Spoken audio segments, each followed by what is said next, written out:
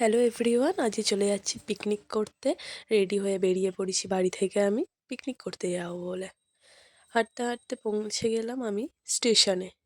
স্টেশনে গিয়ে প্রায় 1 ঘন্টা দাঁড়িয়ে থাকার পর ট্রেন এসছে। মুখটা দেখেই তোমরা বুঝতে পারছো। অবশেষে ট্রেনের দেখা মিলতে ট্রেনে করে গিয়ে নেমে হাঁটতে হাঁটতে আবার অটোতে উঠে পড়লাম। অটো থেকে নেমে দেখি দাঁড়িয়ে আছি টোটোর জন্য। অনেকক্ষণ দাঁড়িয়ে থাকার পর রাখিদের সাথে দেখা হয়ে গেল। রাখিদের সাথে বাইকে করে চলে গেলাম আমার গন্তব্যস্থল নীলাঞ্জনা পার্ক।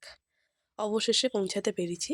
তারপর সবার সাথে একটু দেখা করে আমি টিফিন করতে বসে গেছিলাম, কারণ অনেকটা লেট হয়ে গেছিলো তার জন্য। টিফিন ফিফিন করে তারপর একটু ডান্স করে নিলাম হালকা করে। ডান্স করে তারপরে একটু পার্কটাকে ভালো করে ভ্রমণ করে দেখলাম। ভালো করে পার্কটাই দেখলাম কোথায় কি আছে, কারণ নীলাঞ্জনা পার্কে আমি আগে যাই। সবাই খুব মজা করছিল। আর এই যে রাখি নাচছে ওর মেয়েকে নিয়ে।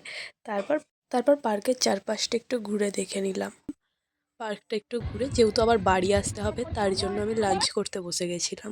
তখন প্রায় 2:30 বাজে। লাঞ্চে ছিল butter fry, chicken, fried rice, salad. শেষ পাতে ছিল চাটনি, পাঁপড়। ভালোভাবে খেয়ে তারপর খাওয়া দাওয়া করে আমি বাড়ির জন্য রওনা দিলাম। এর ফুল ভিডিও খুব শীঘ্রই আসছে।